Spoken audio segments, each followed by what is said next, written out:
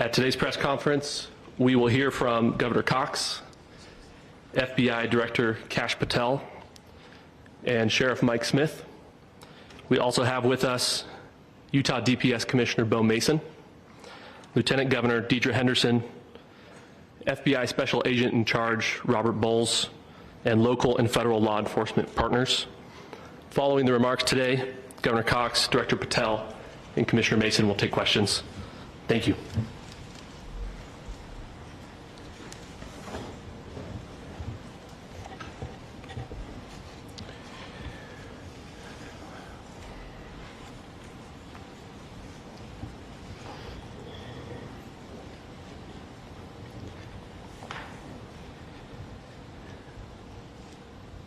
Good morning, ladies and gentlemen. We got him. On the evening of September 11th, a family member of Tyler Robinson reached out to a family friend who contacted the Washington County Sheriff's Office with information that Robinson had confessed to them or implied that he had committed the incident. This information was relayed to the Utah County Sheriff's Office and scene investigators at Utah Valley University. This information was also conveyed to the FBI.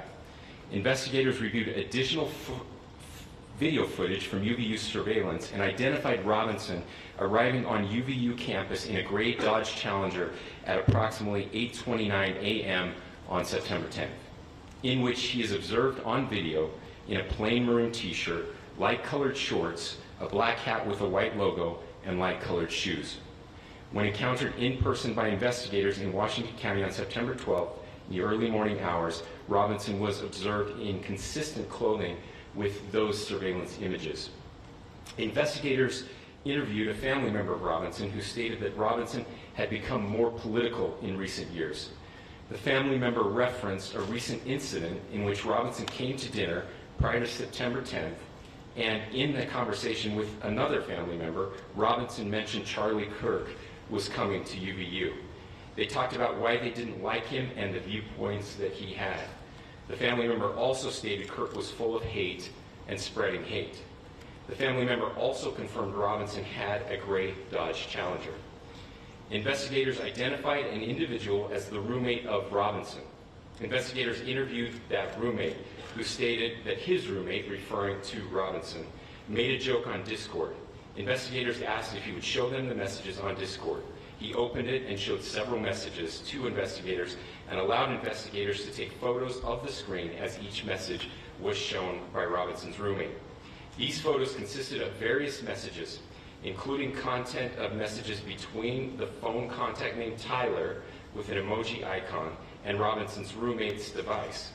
The content of these messages included messages affiliated with the contact Tyler, stating a need to retrieve a rifle from a drop point, leaving the rifle in a bush, messages related to visually watching the area where a rifle was left, and a message referring to having left the rifle wrapped in a towel. The messages also refer to engraving bullets and a mention of a scope and the rifle being unique. Messages from the contact Tyler also mentioned that he had changed outfits. I know there's been speculation as well as to the writing on those casings, those bullet casings, and I believe we have that as well. And I'll share that with you now. So the area north of Campus Drive Road where the suspect crossed over, you saw some of that in the video that we released last night, consists of a grassy area with trees on the edge of the UVU campus. Investigators discovered a bolt-action rifle wrapped in a dark-colored towel. The rifle was determined to be a Mauser Model 98 30-06 caliber bolt-action rifle. The rifle had a scope mounted on top of it. Investigators noted inscriptions that had been engraved on casings found with the rifle.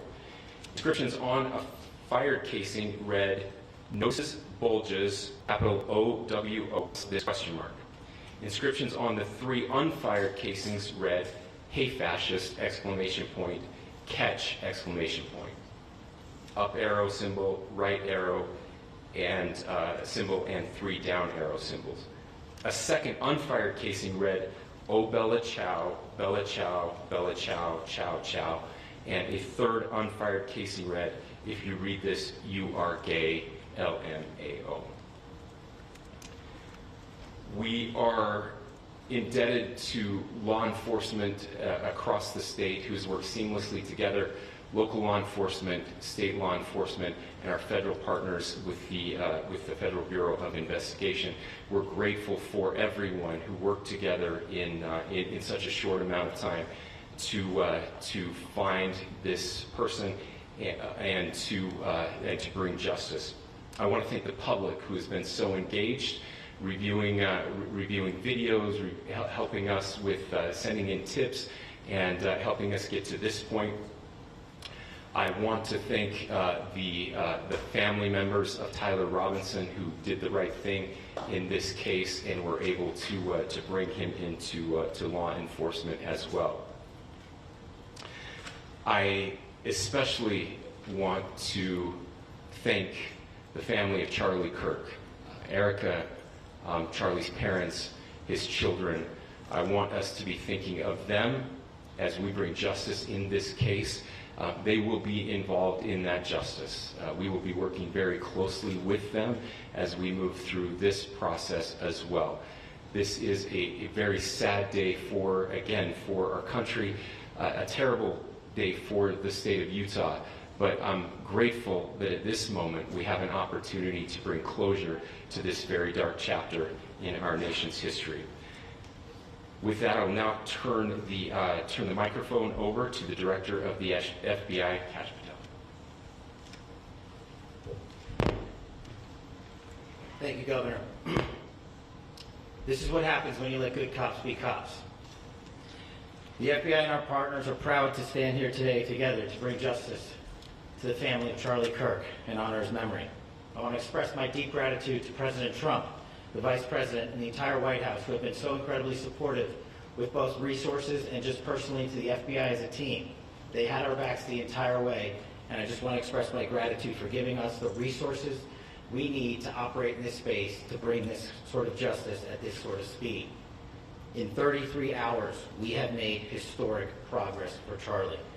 Governor Cox, our partnership has been absolutely incredible these last few days. Our partnership will endure. Your state and local partners, your sheriffs, your DPS community has been unbelievably impressive in the hardest of times. And a case like this cannot be solved, cannot be brought without partnering with your state and local authorities. The FBI has a certain role to play. We will play that role, and we will lead after the federal government. But Governor Cox, we are so grateful for your state partnership that led out on this investigation. A little bit of the timeline. Charlie was shot at 12:23 p.m. on Wednesday. The first FBI agents arrived on scene in 16 minutes with chiefs of police at 12:39 and secured the scene. The FBI immediately launched fixed-wing assets. We utilized these assets to transport personnel, specialty technicians, hostage rescue teams. We also utilized these assets to go back and forth from the East Coast and here in Utah to transport forensic evidence and other evidence that will be analyzed and is being analyzed at our FBI laboratories in Quantico and other laboratories, including the ATF. At my direction, the FBI released the first set of FBI photos of the suspect at 10 a.m. local time on 9/11. Then, shortly thereafter, the FBI reward of $100,000 was released at 10:45 a.m. local. Myself and Deputy Director Bongino arrived on the scene at approximately 5:30 p.m. on 9/11. The governor led a press conference last night at approximately 8 p.m. where, at my direction, the FBI released a never-before-seen video of the suspect. We also released new images to the public of the suspect. And just last night, the suspect was taken into custody at 10 p.m. local time. In less than 36 hours, 33 to be precise, thanks to the full weight of the federal government and leading out with the partners here in the state of Utah and Governor Cox, the suspect was apprehended in a historic time period. And I want to highlight what Governor Cox said. This would not have been possible without you, the media, and you, the public. That's why we went so public, so fast, and we're so transparent, and we're committed to that transparency. The crime scene, just a little bit there. It is a large crime scene. State and local authorities, along with federal authorities, process that crime scene quickly. And I even had the ability to walk through that crime scene and walk through the steps the suspect took to learn more about what was needed and what resources we needed to bear to create a full picture for the FBI and leadership back in Washington.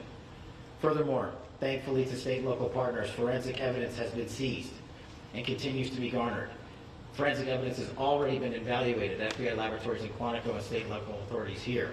We will continue to process evidence as we see it, as we collect it, and we will continue to deliver to Governor Cox and his team. Last night we had a total of approximately 7,000 leads. As of this morning, thanks to your great work, we have over 11,000 leads that were called in to the FBI. And we are running out every single lead that we can. Every one of those leads will be run out. The arrest is a testament to the dedication of good law enforcement being great, and partnerships in law enforcement, which I've tried to highlight as my tenure as the director of the FBI. There is no better relationship for law enforcement than the FBI to partner with state and local authorities, and you've seen it here in these last few days. The FBI Salt Lake Field Office, along with our offices in LA, Phoenix, Denver, San Antonio, Las Vegas, Pittsburgh, Buffalo, our headquarters component in Quantico, all participate in the FBI. I want to express my deep gratitude to the employees of the FBI, the men and women, the evidence response team tacticians, the special operators, the agents, the support staff.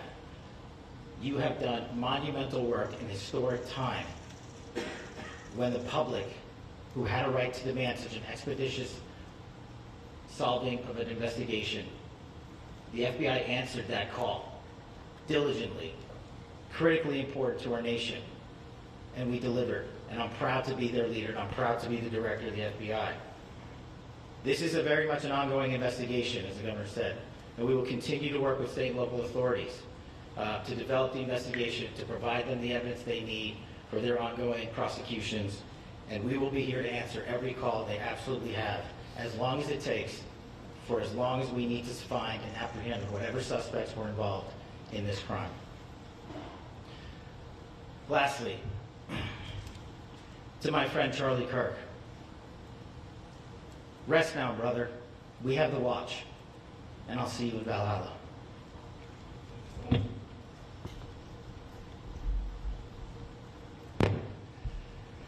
Thank you, and good morning. I would just like to take a few minutes as the sheriff to express my gratitude for everybody who has played a part in this investigation. As you know, it's been a vast, a complicated, and a very, very fast-paced investigation. You're looking at people standing up here who are running on, if they got an hour's sleep in the last couple of days, they're probably lucky. It has been very taxing. It has been so impressive speaking on behalf of the local law enforcement to see the cooperation that we've seen in this type of case. Across the state, sheriffs, chiefs, our state partners have stepped up and have come to the call on anything that we needed. Our county chiefs have been phenomenal.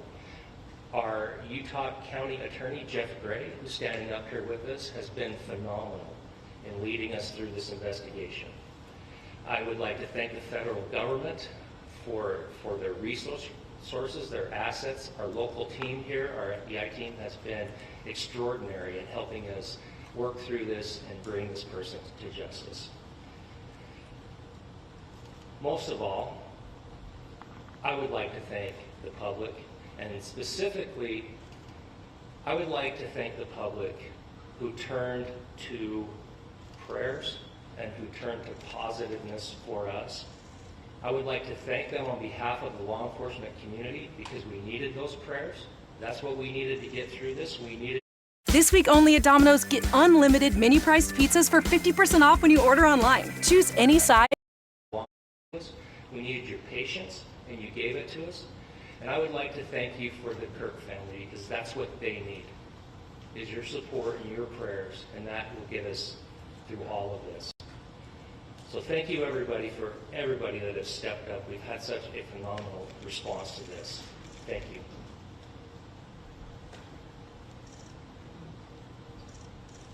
I also want to give a special thanks to the Attorney General and the Department of Justice. Their unwavering support and their commitment to justice is shown true here. And without AG Bondi and Deputy Attorney General Todd Blanche and the resources they brought to bear, we would not have been able to complete our mission. And I just want to say special thanks. It's an honor to be a part of the Department of Justice. Thank you again to our incredible law enforcement team who has worked so hard. Sheriff, I got a solid 90 minutes last night, so I'm probably the most well-rested person up here. Ladies and gentlemen, I get the microphone, so I hope you'll permit me a moment just to share a few more thoughts about where we are and how we got here, and maybe a little bit of where we go from here. I don't want to get too preachy, but I think it's important that we, with eyes wide open, understand what's happening in our country today. I've heard people say, well, why are we so invested in this? There's violence happening all across our country, and violence is tragic everywhere, and every life taken is a child of God who deserves our love and respect and dignity. This is certainly about the tragic death, political assassination of Charlie Kirk. But it is also much bigger than an attack on an individual. It is an attack on all of us. It is an attack on the American experiment. It is an attack on our ideals. This cuts to the very foundation of who we are, of who we have been, and who we could be in better times.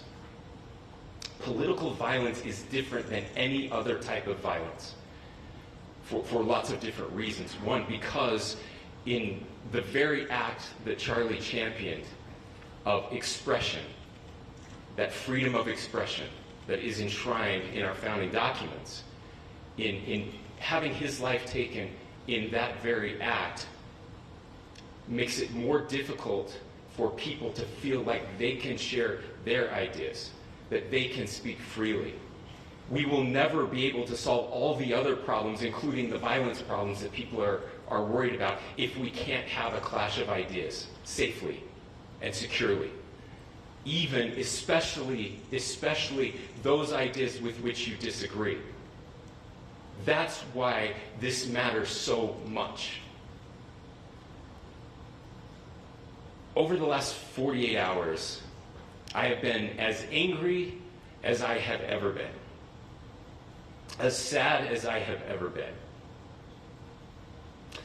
And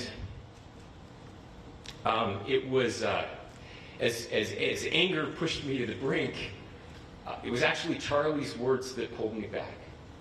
I'd like to share some of those. And specifically right now, if I could, I need to talk to the young people in our state, in my state, and all across the country. As President Trump reminded me, he said, you know who really loved Charlie? The youths.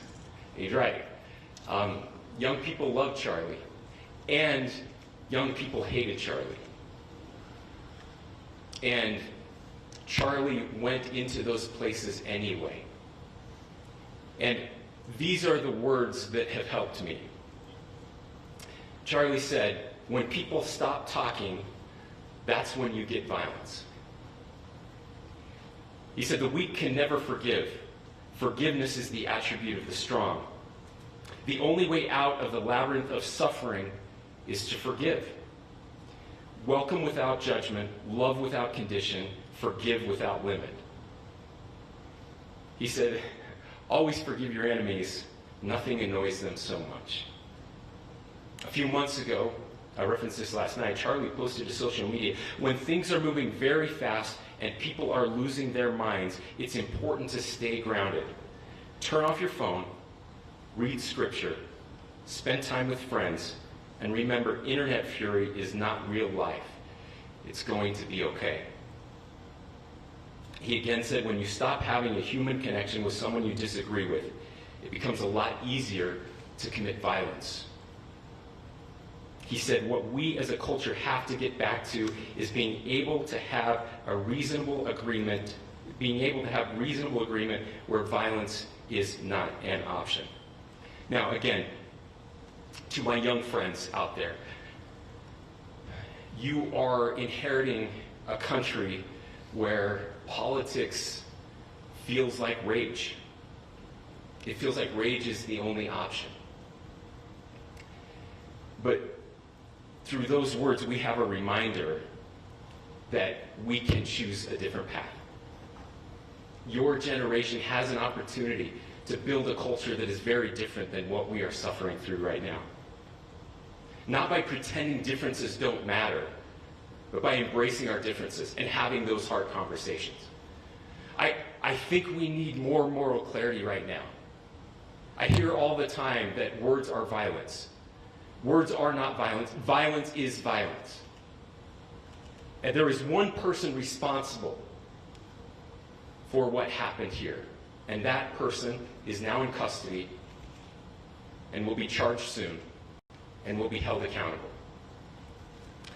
And yet, all of us have an opportunity right now to do something different. I want to thank my fellow Utahns. This bad stuff happens. For 33 hours, I was praying that if this had to happen here, that it wouldn't be one of us. That somebody drove from another state, somebody came from another country. Sadly, that prayer was not answered the way I hoped for. Just because I thought it would make it easier on us if we could just say, hey, we don't do that here. And indeed, Utah is a special place. We lead the nation in charitable giving. We lead the nation in service every year. But it did happen here. And it was one of us. But I want you to look at how Utahns reacted the last 2 nights. There was no rioting. There was no looting. There were no cars set on fire. There was no violence. There were vigils and prayers and people coming together to share the humanity. And that, ladies and gentlemen, I believe is the answer to this. We can return violence with violence. We can return hate with hate. And that's the problem with political violence, is it metastasizes. Because we can always point the finger at the other side. And at some point, we have to find an off-ramp, or it's going to get much, much worse. But see, these are choices that we can make. History will dictate if this is a turning point for our country. But every single one of us gets to choose right now if this is a turning point for us. We get to make decisions. We have our agency. And I desperately call on every American, Republican, Democrat, liberal, progressive, conservative, MAGA, all of us to please, please, please follow what Charlie taught me. I'll just conclude with words I share often from a friend and author, Yuval Levin, who was asked if he was optimistic about our country. And he said, I'm not optimistic. He said, I hate optimism. God, that sounds bad. But he said, optimism is a vice. It's this idea that good things are just going to happen. He said, in the history of the world, good things have never just happened. He says, I'm not optimistic, but I am hopeful. And hope is the virtue that sits between the vices of optimism and pessimism. Hope is the idea that good things are going to happen because we can make them so. I still believe in our country. And I know Charlie Kirk believed in our country. I still believe that there is more good among us than evil. And I still believe that we can change the course of history. I'm hopeful because Americans can make it so. Ladies and gentlemen, we're happy to answer any questions you have. Governor, can you please speak to whether the suspect is speaking with authorities and his demeanor, Tyler Robinson, when he turned himself in? I cannot speak to that. Governor, how do you interpret his motivation? Governor, how do you interpret the engravings on the casing? Well, I will leave that up to you to interpret what those engravings mean. I think the clearest one that says "catch fascist," there's not, and by the way, that's like catch like a ball, catch this. I think that speaks for itself. Governor, so you talked about this level of hatred that this person expressed at a dinner. Beyond that, is there anything in your view that you've discovered that may have radicalized or changed him to prompt him to commit such a horrific act? There's nothing more that we can share at this time. Governor, you indicated that he had been communicating with a friend on Discord about the gun. Do you anticipate any more arrests? We do not at this time have any information that would lead to any additional arrests. Do you believe he acted alone? Yes. But the investigation is ongoing. Can you report on the family what they had to say about the suspect? How he came into custody of police and where he is right now with drugs? Yes, so right now, Mr. Robinson has been booked into the Utah County Jail.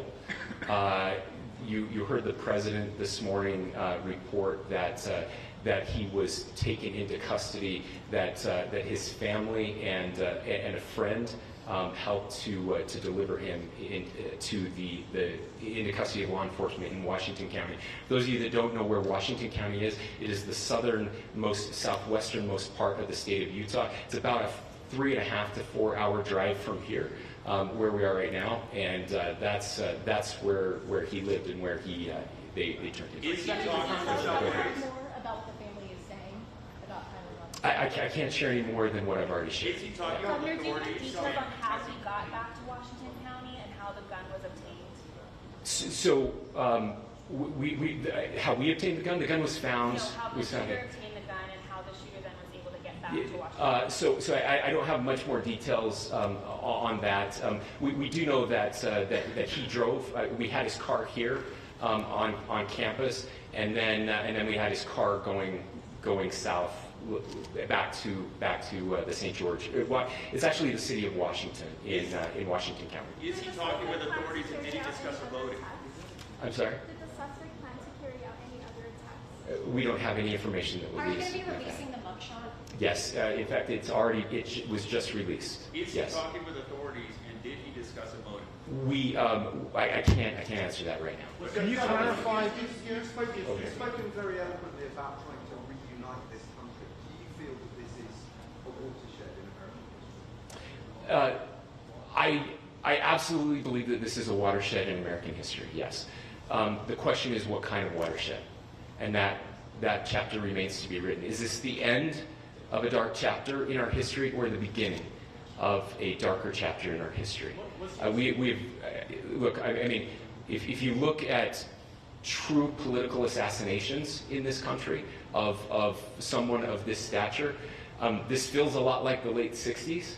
And having one so gruesomely displayed on camera in all of our hands and in all of our pockets, we are not wired as human beings biologically, historically.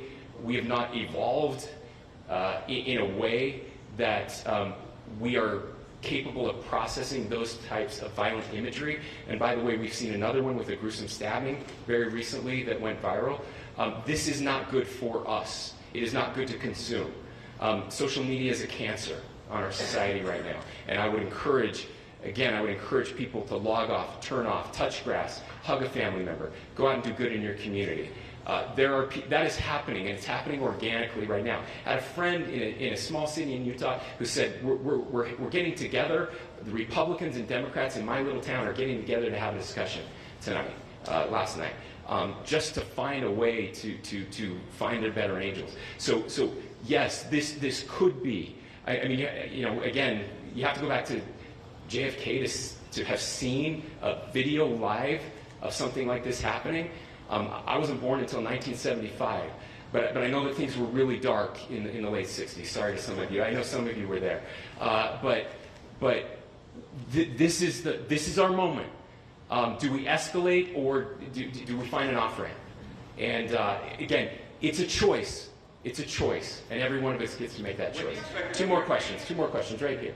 Could we clarify that the release of those enhanced images at 8 p.m., the timeline that Director Patel gave us, led to the arrest at 10 p.m.? Is there a direct connection between those two events? I cannot comment if there is a direct connection or not, but all I can say is that that through some process, the family came to know that this had happened. One more thing, Governor. Could you just clarify the clothing issue you mentioned earlier? Was he changing outfits? Correct. Could you just clarify this? Yes. So when he's first spotted on campus, he has different clothing on, and then he changes clothing on the roof, and then changed back into that clothing at some point, so that when he was apprehended, when he was arrested, the clothing matched the clothing he had on before the shooting here at UVU. Last question here. You said that the suspect was from Utah. Can you kind of tell us a little bit more about where, and was he a student here at this university, and is there any history of mental illness? Yeah. So I don't have any information on the mental illness part. He was not a student here at UVU. He was living and had lived for a long time with his family in Washington County. Thank you, everyone, for your great work in getting this information out. I would just say, process-wise, this may be important. I know many of you aren't familiar with the process in Utah. I think it's important that you understand that. Basically, we have 3 days for charging documents to be filed. A CI will be filed. We'll have more information then, more detailed information as those charging documents are filed in preparation for a preliminary hearing. So 3 days. So we would anticipate then that early next week those charging documents will be filed. We will obviously be working. The county attorney will be working very closely with Mr. Kirk's family as those documents and decisions are prepared and made. Thanks, everyone.